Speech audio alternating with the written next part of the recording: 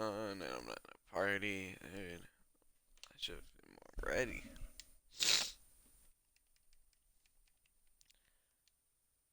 Oh, okay, cool. My mic is on. Okay, wait. Let me grab the Bible. Sorry, boys. I just woke up at 1:26 p.m. Because if anyone was watching last night's stream, then you know that I went to sleep at like 4. Like I ended the.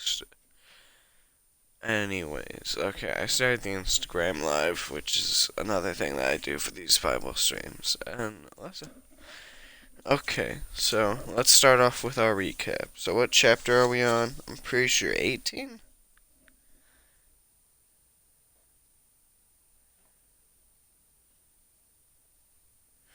Ah, yes, we were at chapter 19. Okay, and what happened in chapter 18 was that, like, Moses' stepdad, he came over and then he's like, hey, good job, me boy.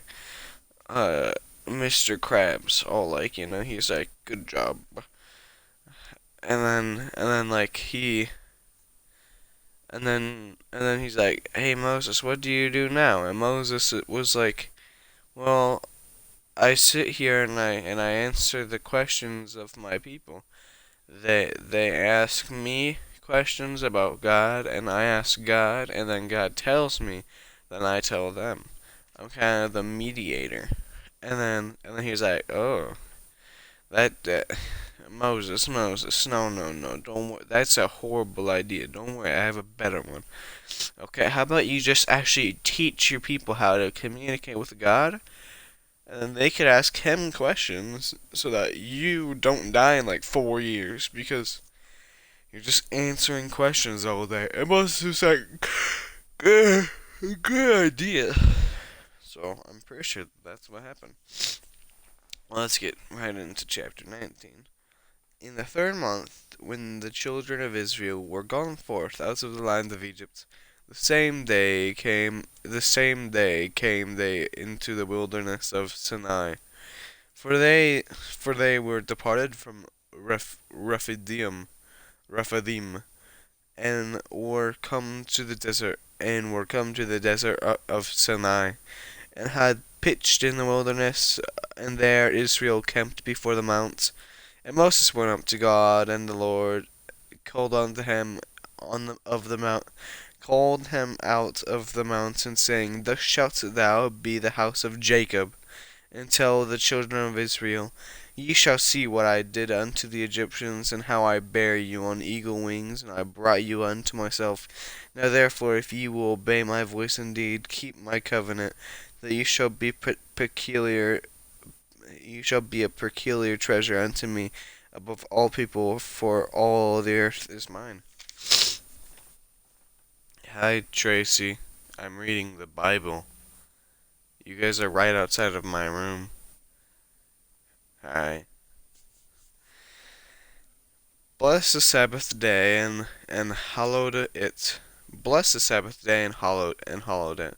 Honor thy father and thy mother, and thy days may be long upon the land which the Lord thy God giveth thee. Thou shalt not kill. Thou shalt not commit adultery. Oh, it's the Ten Commandments! Oh, thou shalt not kill. Thou shalt not commit adultery, which is just lust. Thou shalt not steal. Thou shalt not bear false witness against thy neighbor, which is lie. Thou shalt not covet thy neighbor's house. Thou shalt not covet thy neighbor's wife, nor his manservants, nor his maidservant, nor his ox, nor his ass, nor anything that is thy neighbor's. And all the people saw the thunderings and the lightnings and the noise of the trumpets and the mountain smoking. When the people saw it, they were moved and stood afar off. They said unto Moses, Speak thou with us, and we will hear. But let not God speak with us, lest we die. And Moses said unto the people, Fear not, for God is come to prove you, and that his fear may be before your faces, and that ye sin not. And the people stood afar, and Moses drew near unto the thick darkness where God was. And the Lord said unto Moses, thus thou shalt say unto the children of Israel, Ye have seen that I talked with you from heaven. Ye shall not make with me gods of silver, neither shall you make unto me your gods of gold. Basically, what he's saying is, don't profit off God. Like, don't be like.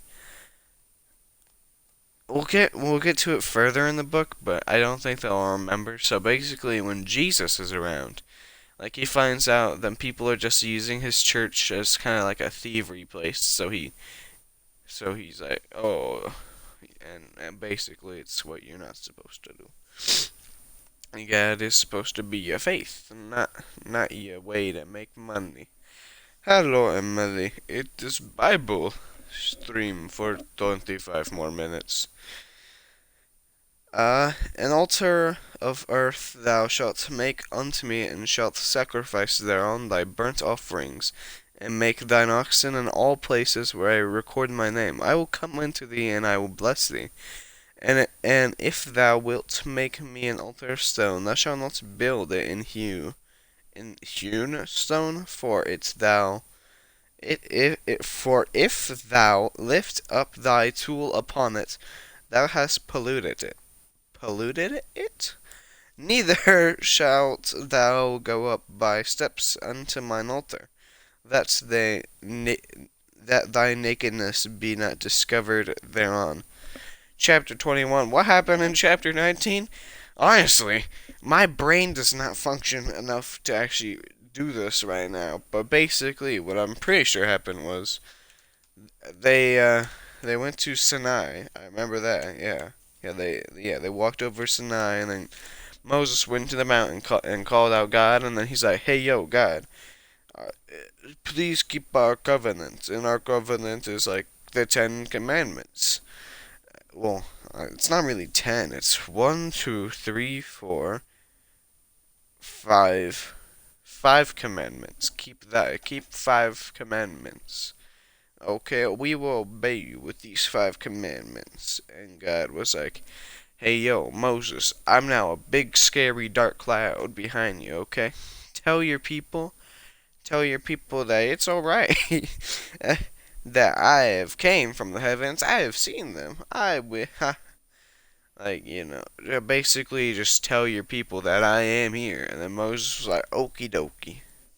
Chapter 21. You see, on my recaps, I try to put it into more English friendly, because honestly, half the time I don't know what I'm reading, but then I'm able to stitch it together in like the recaps, because it's easier for me to make like a little to make it sound weirder, to make the same point get across. Chapter 21. Now these are the judgments which thou shalt set before them. If ye buy a Hebrew servant, 6 years he shall serve, and in the 7th year he shall go out free for nothing. If he came in by himself, he shall go out by himself. If he were married, then his wife shall go out with him. If his master had given him a wife, and she had borne him sons or daughters, the wife and her children shall be her master's, and he shall go out by himself. And the servant shall plainly say, I love my master, my wife, and my children. I will not go out free. Then his master shall bring him unto the judges, and he shall also bring him to the door, or unto the doorpost, and his master shall bore his ear through an awl, and the servant shall serve him forever. If the man sell his daughter to be maidservant, she shall not go out as a manservants do. If she pleases not her master, who hath betrothed her to himself, then shall he let her redeem to sell her. Unto a strange nation he shall have no power, seeing hath dealt deceitfully with her. If thou had betrothed her unto his son, he shall deal with her after the manner of daughters. And if he take him another wife, her food or raiment, and her duty of marriage shall not diminish. And if he do not make out of these unto her, then shall go out free without money. He that smiteth a man that oh, what version of the Bible? I have the King James version. I it it's on like the little, it's on the spine of the book.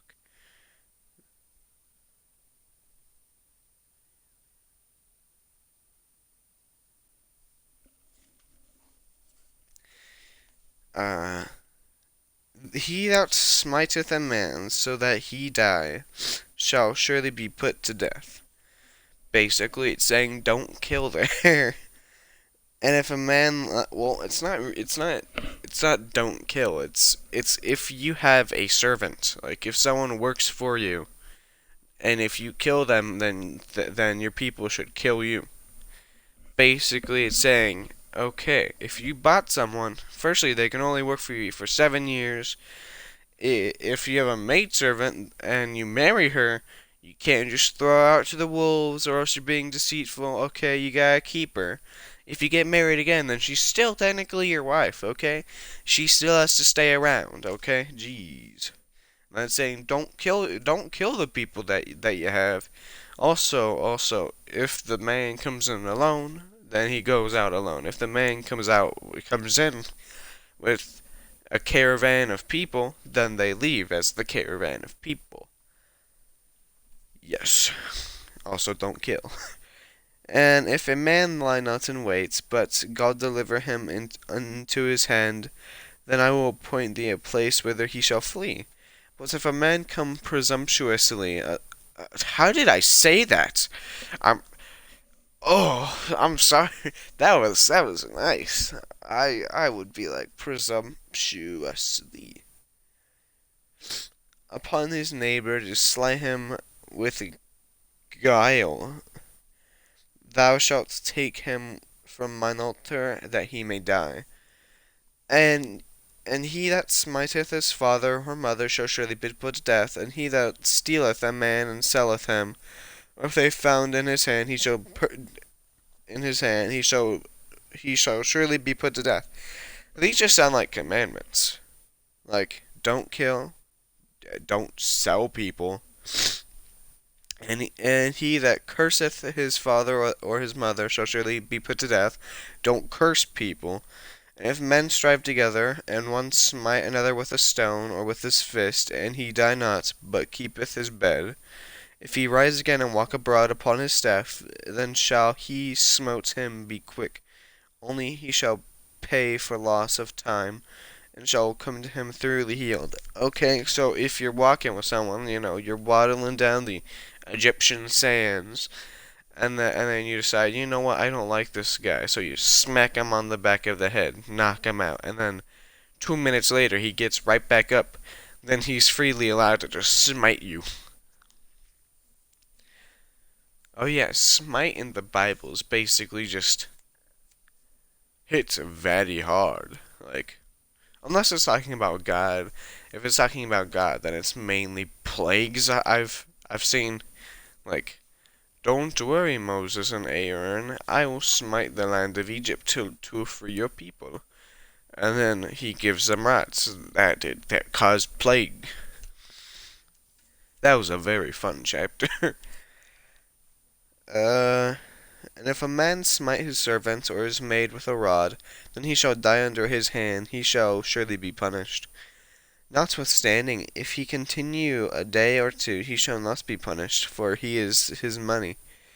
If men strive and hurt a woman with child, so that her fruit depart from her, and yet no mischief follow, he shall surely be punished, according as the woman's husband will lay upon him, and he shall pay as the judges determine.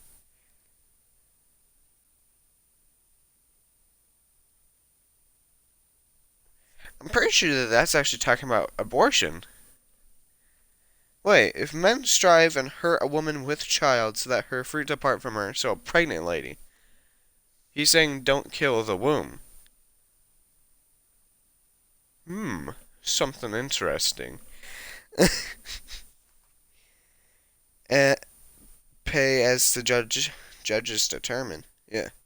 And if the mischief follows, and if any mischief follow them, thou shalt give life for life, eye for eye, tooth for tooth, hand for hand, foot for foot, burning for burning, wound for wound, stripe for stripe. And if a man smite the eye of of his servant, or the eye of his maid, that perish, he shall let him go free for his eye's sake. And if he smite out the servant's tooth, or the maidservant's tooth, he shall let him go free for his tooth's sake.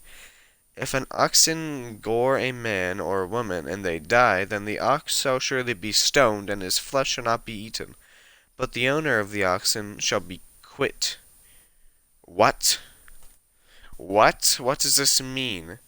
Yeah, the Bible says, I know you are in your mother's womb, and I knew you before you were.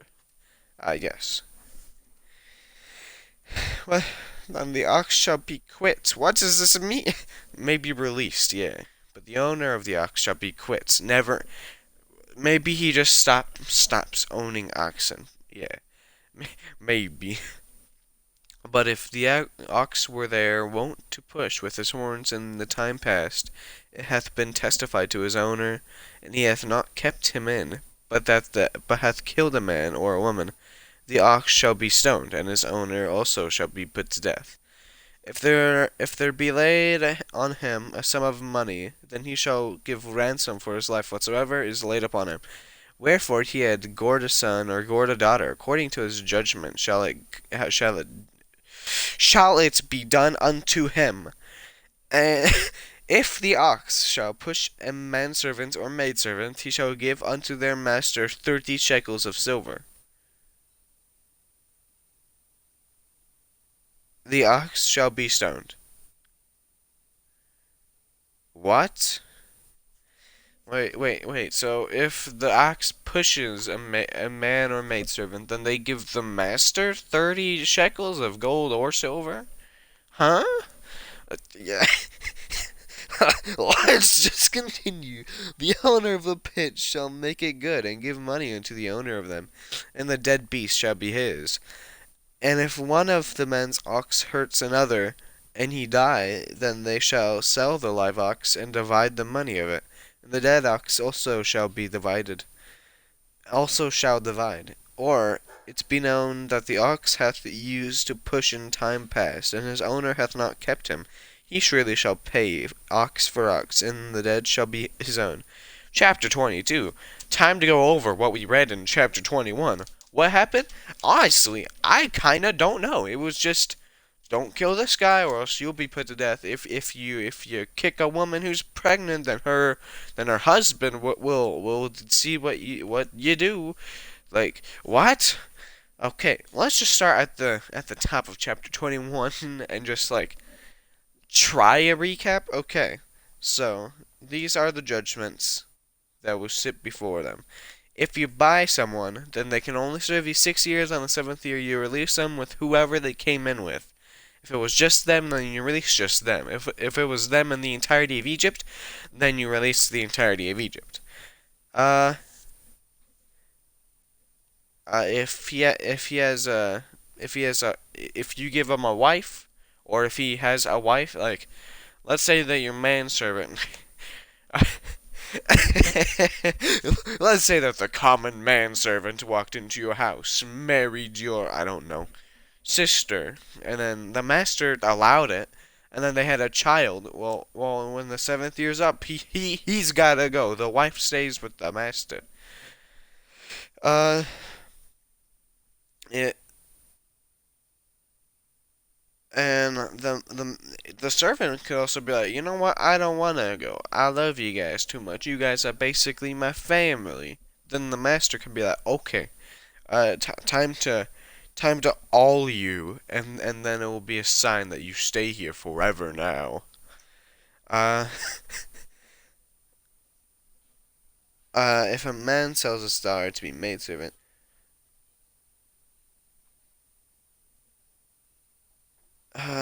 if you have a maidservant and she does not, if she please not her master who hath betrothed her, basically, if the woman servant, the maid servant, doesn't please her master, I guess, then she has to be redeemed or something. Uh, yeah, she has to redeem herself to sell her unto a strange nation. He shall have no power, seeing he hath And then it's saying also don't sell her or else you're being very deceitful to her. Uh, if you have betrothed her,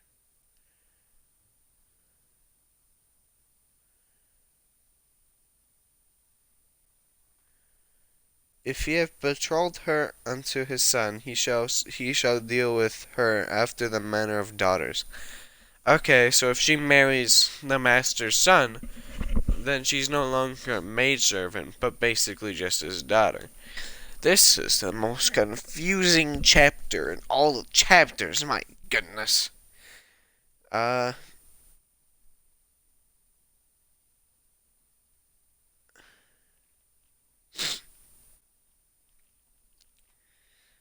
uh, and then if you take yourself another wife, so if you pull a Jacob, yeah, Jacob, and have both a Rachel and Leah, I'm pretty sure it was. If you pull a Jacob, then your first wife is still your wife, okay? And apparently, if these do not go three unto her, then shall she go out free without money. So, take of that as you will. Dude, I don't. It's been 21 minutes, and I've still just been discussing chapter 21. He that smiteth a man. Okay, if you kill a man, that's a sin. Okay, you're gonna die. Okay, people are gonna kill you back. Uh,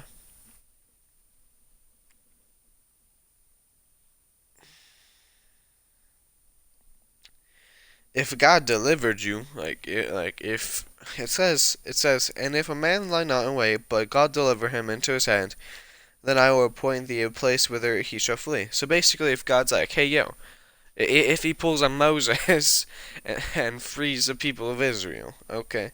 But if the man comes presumptuously, aka if the man walks up to the mountain of God and was like, hey God, free me please, no, not please. It's like, haha, I'm going up here because I know that God will free me.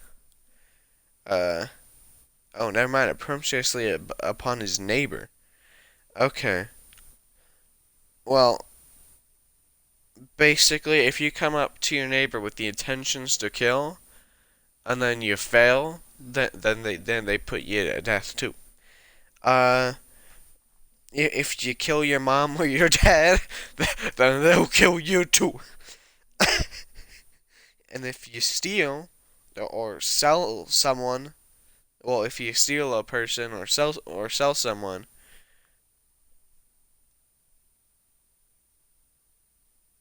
then you should die.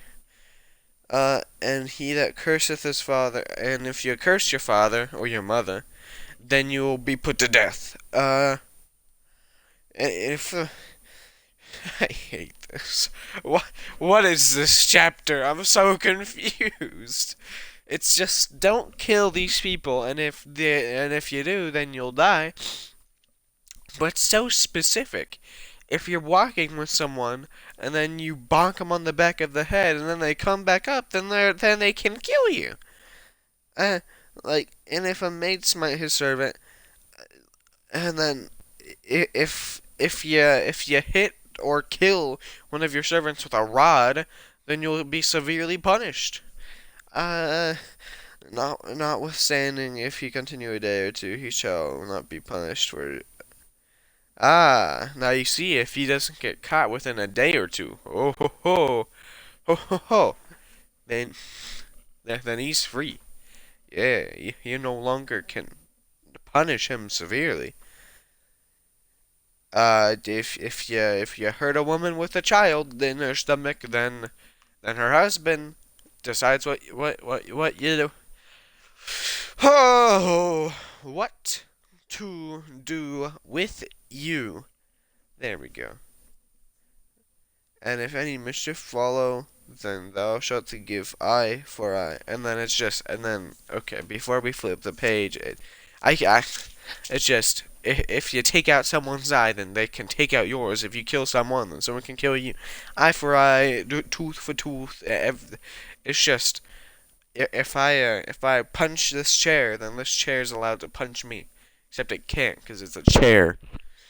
Uh, maybe a better example. If you were to kick someone's ankle, then they're allowed to kick you right back in your ankle.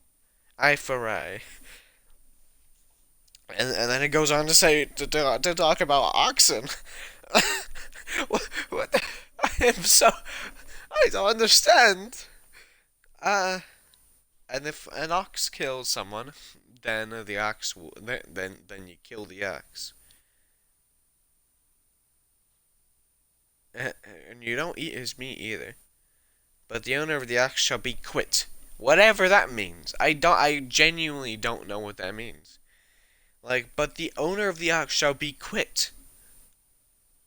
I understand that this is old English, but that's not English anymore. It's the English characters randomized. And the ox shall be and the owner of the ox shall be quit.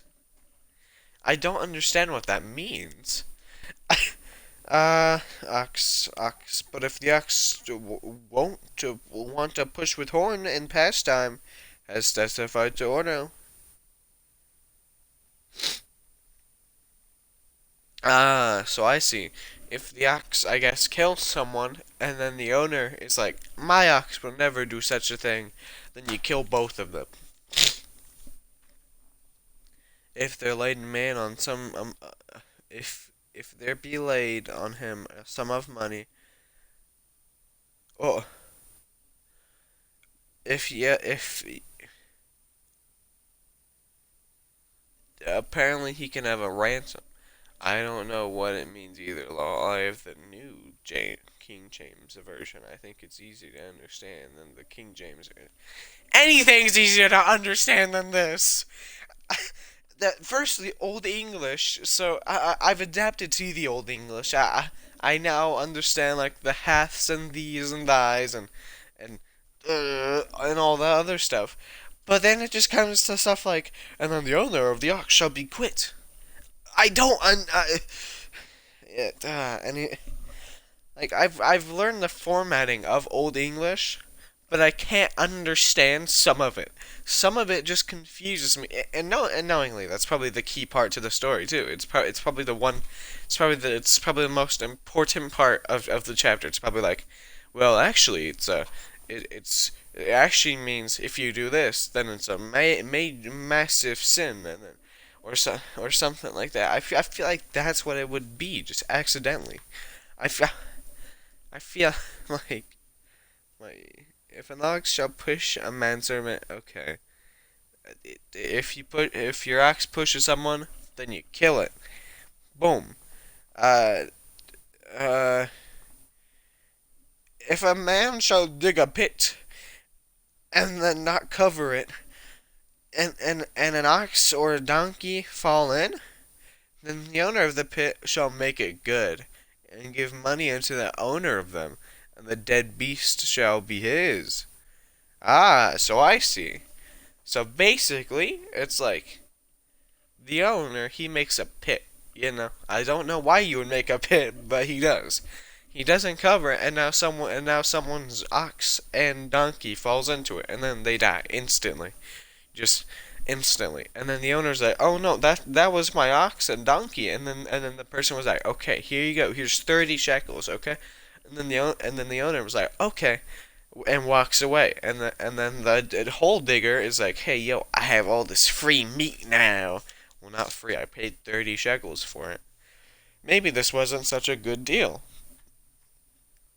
And if one man's ox hurts, oh yeah, and if someone's ox kills another ox of someone else, then you kill the ox that's still alive, and then you just divide the spoils between both of them, and divide the profits between both of them. I mean that makes sense, you know. If your animal accidentally hurts another animal, then you divide easy. Or the ox hath used to push in time. What? Or if it's be known that the ox hath used to push in time past, that his owner hath not kept him in, he shall surely pay ox for ox, and the dead shall be his own. What? Okay, so what I assume it means, because when it said push, it was like if it pushes manservant or maidservant, kill it. So I assume that it's like if the ox pushed someone in the past and he's not dead yet because the owner sold them to you, then you kill the ox, and then all the spoils would be yours. Because if your ox were to kill, well, to push a maidservant and you kill it, then you can't take anything. Okay, you just can't. Chapter 22. It's been exactly 30 minutes. That's not. I wanted to actually read more than 2 chapters. That's why it's 30 minutes on Saturdays and Sundays. But no, no, no. I I guess chapter 20.